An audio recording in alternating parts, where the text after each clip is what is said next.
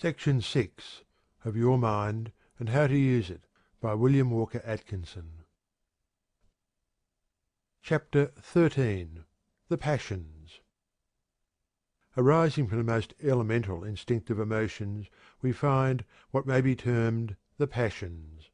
By the term passion is meant those strong feelings in which the elemental selfish instincts are manifested in relation to other persons, either in the phase of attraction or repulsion. In this class we find the elementary phases of love and the feelings of hate, anger, jealousy, revenge, etc. This class of emotions usually manifests violently as compared with the other emotions. The passions generally arise from self-preservation, race preservation and reproduction, self-interest, self-aggrandizement, etc., and may be regarded as a more complex phase of the elemental instinctive emotions. The elemental instinctive emotions of self-preservation and self-comfort cause the individual to experience and manifest the passional emotions of desire for combat, anger, hate, revenge, etc., while the instinctive emotions leading to reproduction and continuance of the race give rise to the passional emotions of sexual love, jealousy, etc. The desire to attract the other sex increases ambition, vanity, love of display, and other feelings. It is only when this class of emotions blends with the higher emotions that the passions become purified and refined. But it must not be forgotten that these emotions were very necessary for the welfare of the race in the early stage of its evolution, and that they still play an active part in human life, under the greater or less restraint imposed by civilized society.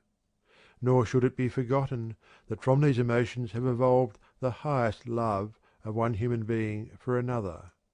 From instinctive sexual love and the racial instinct have developed the higher affection of man for woman, and woman for man, in all their beautiful manifestations, and the love of the parent for the child, and the love of the child for the parent. The first manifestation of altruism arises in the love of the living creature for its mate, and in the love of the parents for their offspring. In certain forms of life, where the association of the sexes is merely for the moment, and is not followed by protection, mutual aid, and companionship, there is found an absence of mutual affection of any kind, the only feeling being an elemental reproductive instinct bringing the male and female together for the moment, an almost purely reflex activity. In the same way, in the cases of certain animals, the rattlesnake, for instance, in which the young are able to protect themselves from birth, there is seen a total absence of parental affection or the return thereof. Human love between the sexes, in its higher and lower degrees, is a natural evolution from passional emotion of a low order, due to the growth of social, ethical, moral, and aesthetic emotion arising from the necessities of the increasing complexity and development of human life. The simpler forms of passional emotion are almost entirely instinctive in their manifestation. Indeed, in many cases, there appears to be but little more than a high form of reflex nervous action. The following words of William James give us an interesting view of this fact of life. The cat runs after the mouse, runs or shows fight before the dog, avoids falling from walls and trees, shuns fire and water, not because he has any notion either of life or of death or of self-preservation. He acts in each case separately and simply because he cannot help it, being so framed that when that particular running thing, called a mouse, appears in his field of vision, he must pursue; that when that particular barking and obstreperous thing, called a dog, appears there, he must retire, if at a distance, and scratch, if close by; that he must withdraw his feet from water, and his face from flame, etc. Now, why do the various animals do what seem to us such strange things in the presence of such outlandish stimuli? Why does the hen, for instance, submit herself to the tedium of incubating such a fearfully uninteresting set of objects as a nestful of eggs, unless she have some sort of prophetic inkling of the result? The only answer is ad hominem. We can only interpret the instinct of brutes by what we know of instincts in ourselves. Why do men always lie down, when they can, on soft beds rather than on soft floors? Why do they sit around a stove on a cold day? Why, in a room, do they place themselves, 99 times out of 100, with their faces towards the middle rather than to the wall? Why does the maiden interest the youth so much that everything about her seems more important and significant than anything else in the world? Nothing more can be said than that these are human ways, and that every creature likes its own ways, and takes to following them as a matter of course.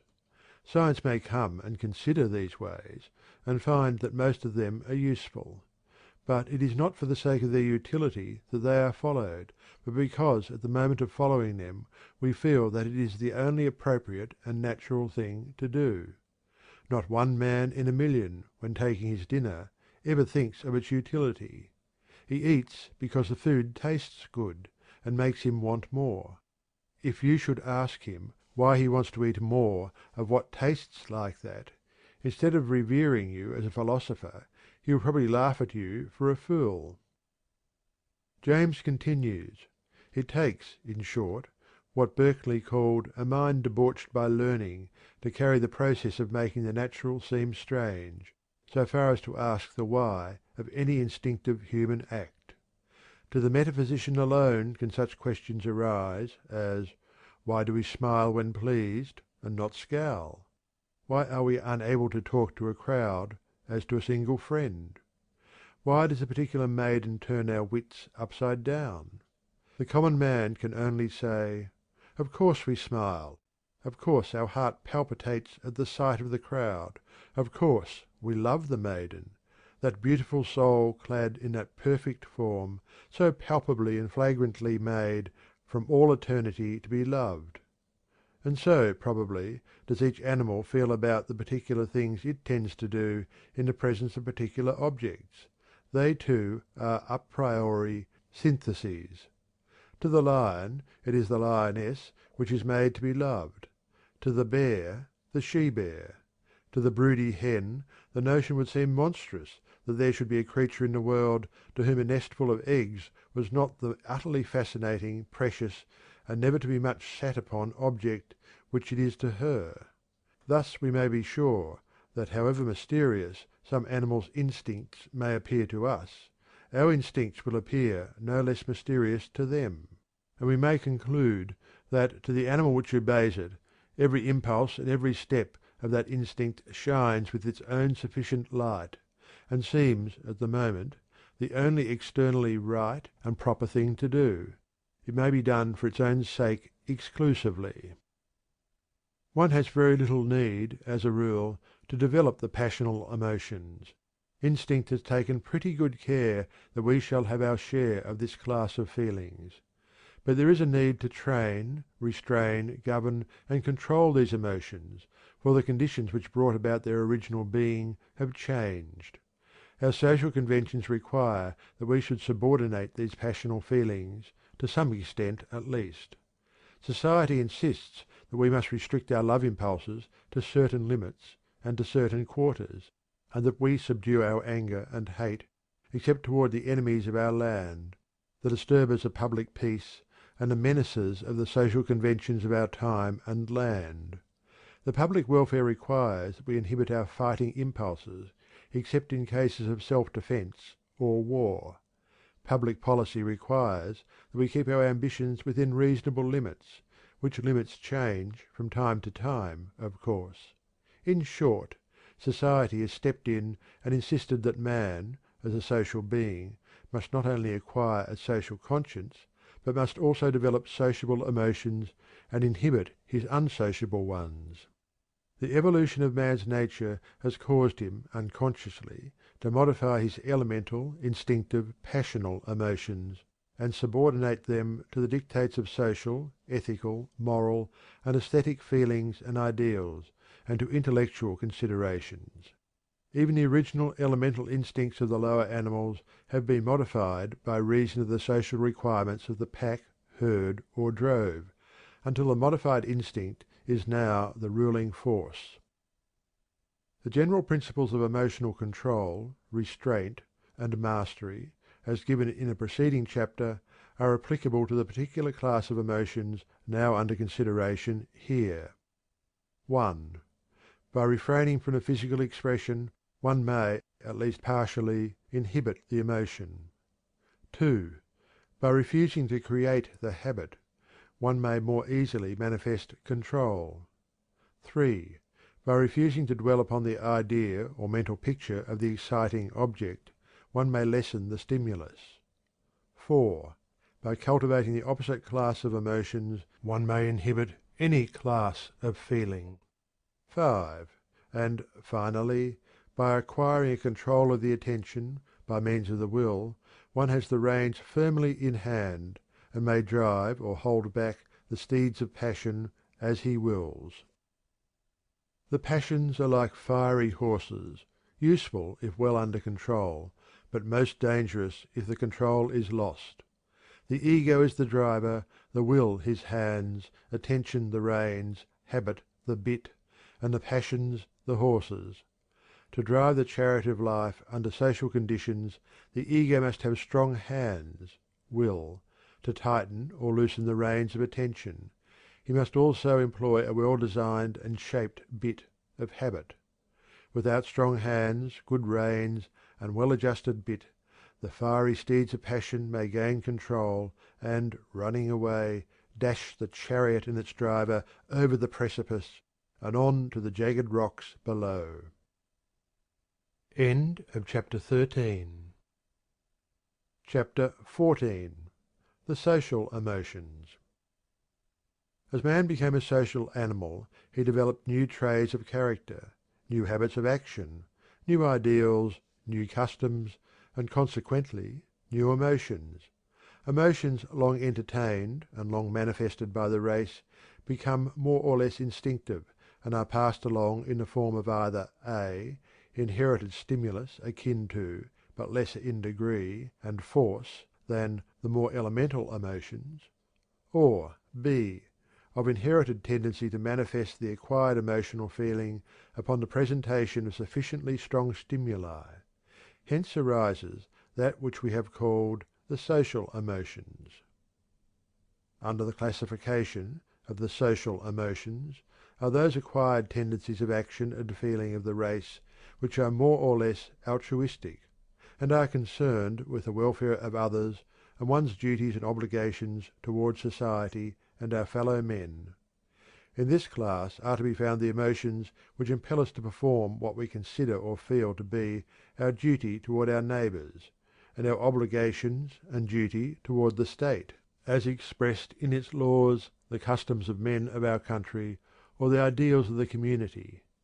In another phase it manifests as sympathy, fellow feeling, and kindness in general.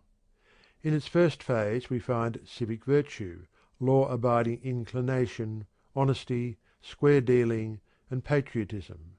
In its second phase we find sympathy for others, charity, mutual aid, the alleviation of poverty and suffering, the erection of asylums for orphans and the aged, hospitals for the sick, and the formation of societies for general charitable work.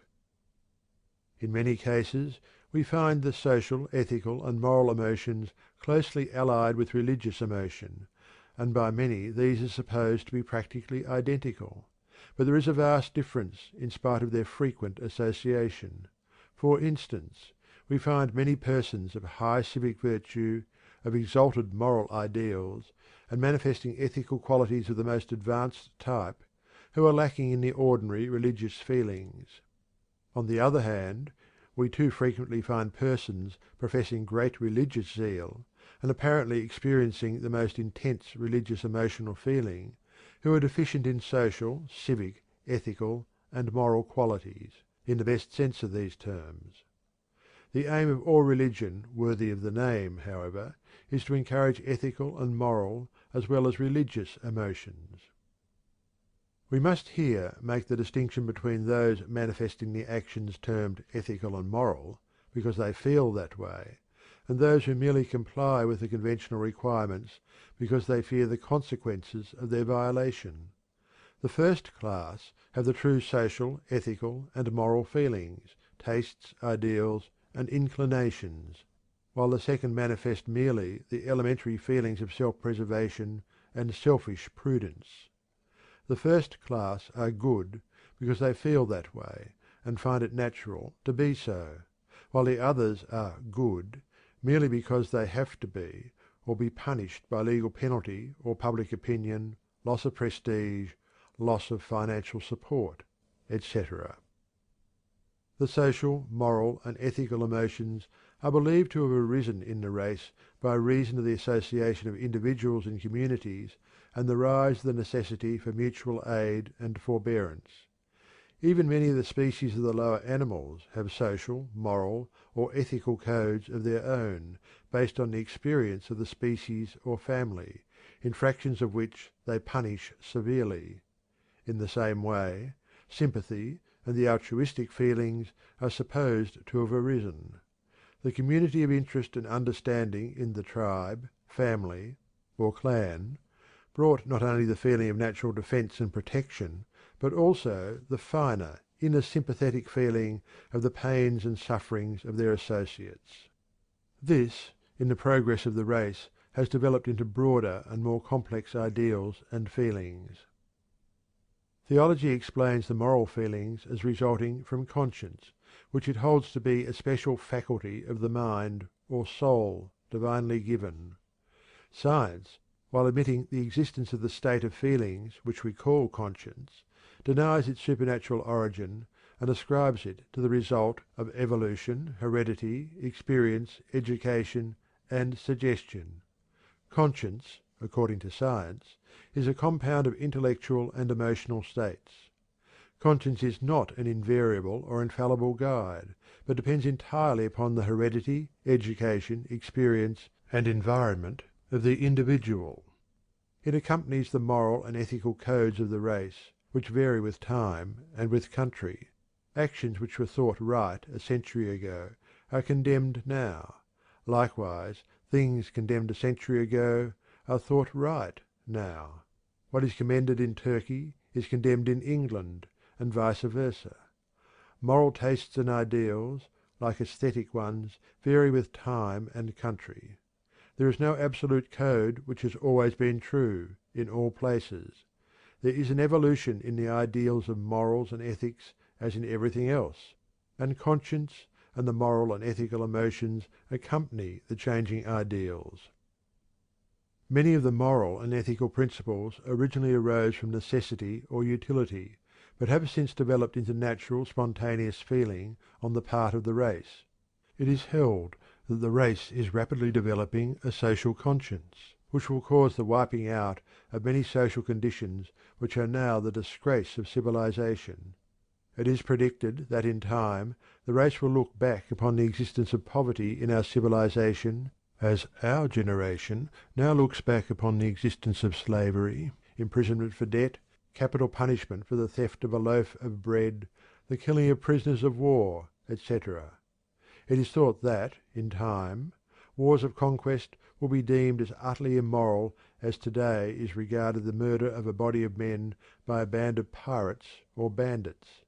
In the same way, the economic slavery of today will be seen as immoral as now seems the physical slavery of the past.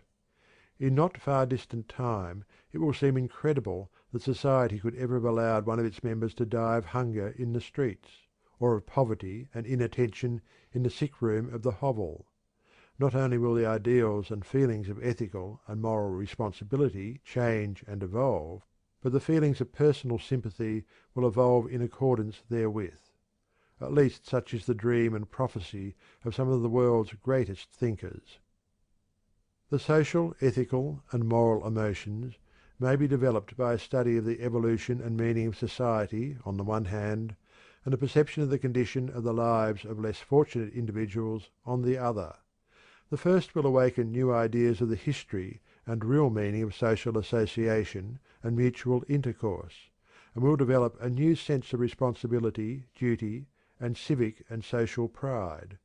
The second will awaken understanding and sympathy, and a desire to do what one can to help those who are the underdog, and also to bring about a better state of affairs in general. The study of history and civilization, of sociology and civics, will do much in the first direction. The study of humankind, and its life problems and conditions, will do the same thing in the second case. In both cases there will be awakened a new sense of right and wrong, a new conception of ought and ought not, regarding one's relations to the race, society, and his fellow beings. Let no one deceive himself or herself by the smug assumption that the race has entirely emerged from barbarism and is now on the top wave of civilization. The truth, as known to all careful and conscientious thinkers, is that we are but half civilized, if indeed that much. Many of our customs and conventions are those of a half barbarous people. Our ideals are low, our customs often vile. We lack not only high ideals, but in many cases we show a lack of sanity in our social conventions. But evolution is moving us slowly ahead. A better day is dawning. The signs are in the air, to be seen by all thoughtful men. Civilization is climbing the ladder, aided by the evolution of the social, ethical, and moral emotions, and the development of the intellect. In connection with this phase of the emotions, we invite the student to consider the following excellent words of Professor Davidson in his History of Greek Education. It is not enough for a man to understand the conditions of rational life in his own time. He must likewise love these conditions and hate whatever leads to life of an opposite kind. This is only another way of saying that he must love the good and hate the evil. For the good is simply what conduces to rational or moral life, and the evil simply what leads away from it. It is perfectly obvious, as soon as it is pointed out, that all immoral life is due to a false distribution of affection, which again is often, though by no means always, due to a want of intellectual cultivation. He that attributes to anything a value greater or less than it really possesses in the order of things, has already placed himself in a false relation to it, and will certainly, when he comes to act with reference to it, act immorally. End of chapter 14. Chapter 15. The religious emotions. By the religious emotions is meant that class of emotional feeling arising from the faith and belief in, or consciousness of the presence of supernatural beings, powers, entities, or forces.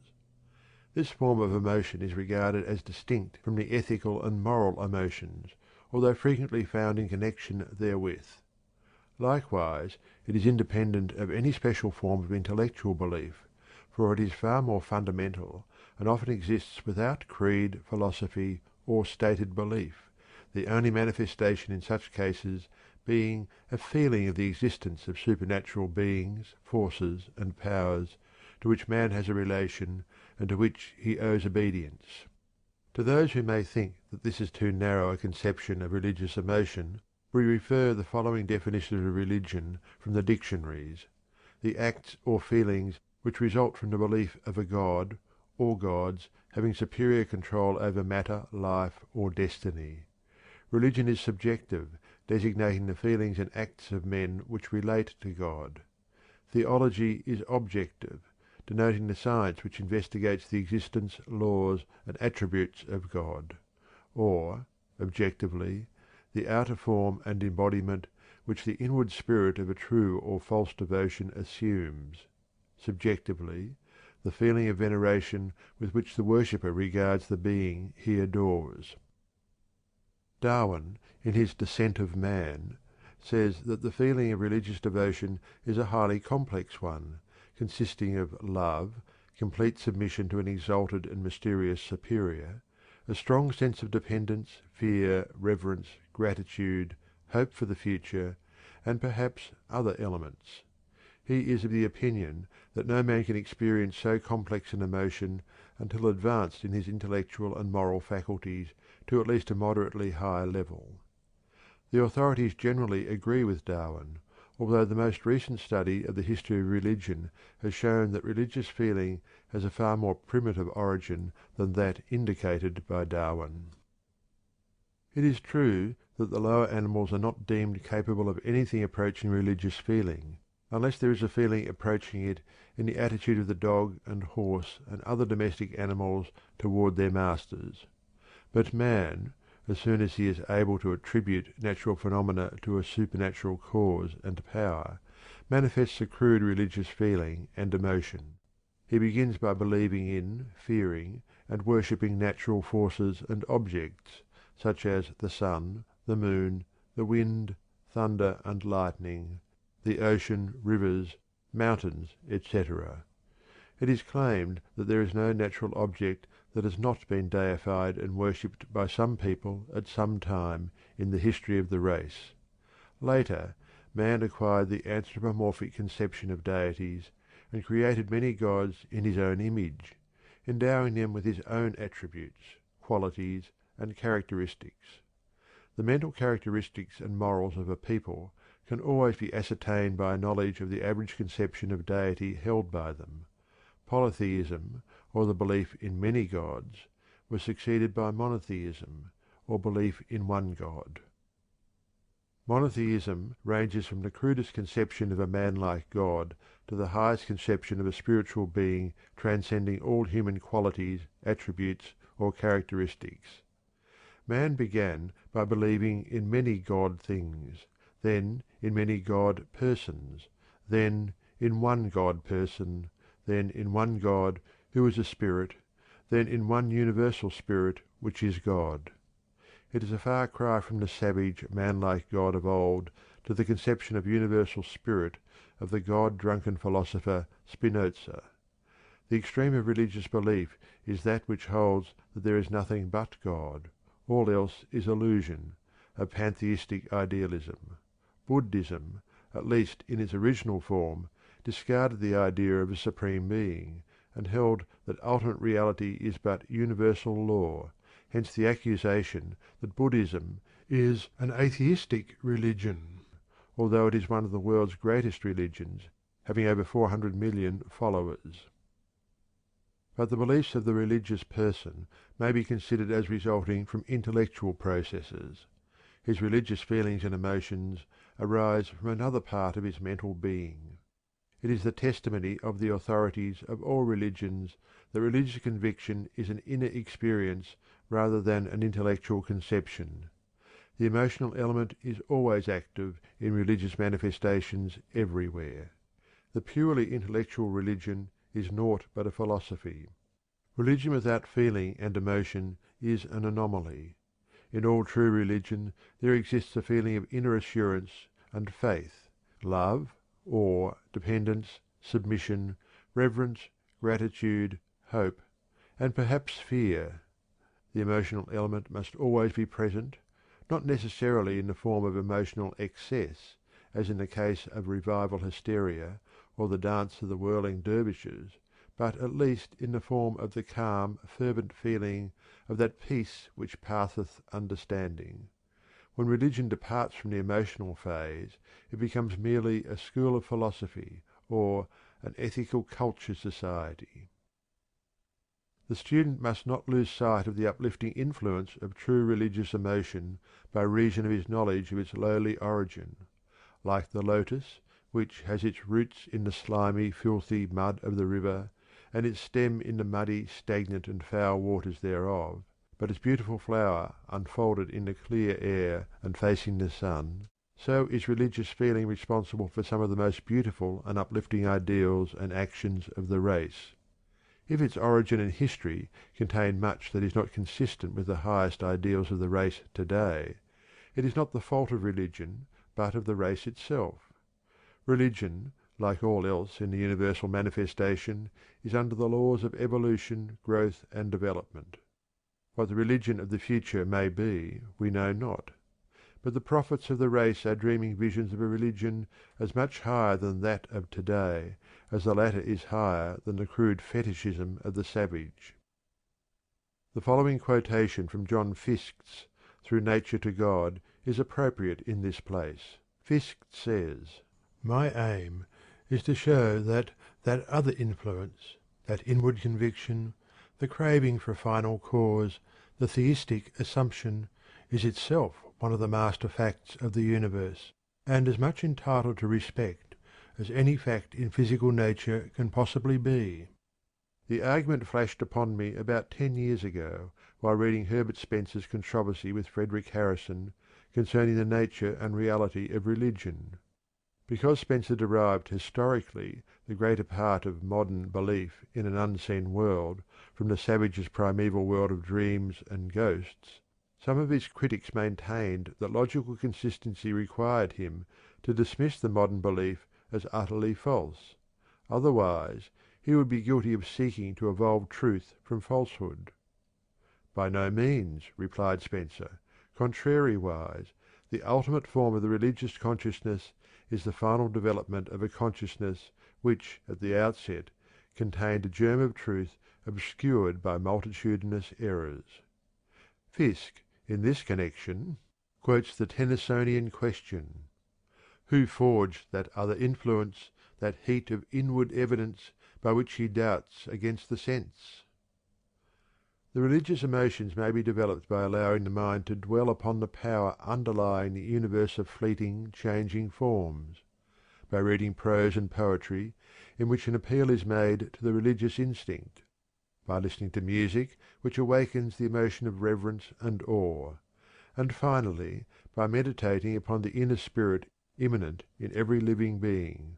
As an old Hindu sage once said, "There are many paths by which men arrive at a knowledge of the presence of God, but there is but one goal and destination." End of chapter 15. End of section 6.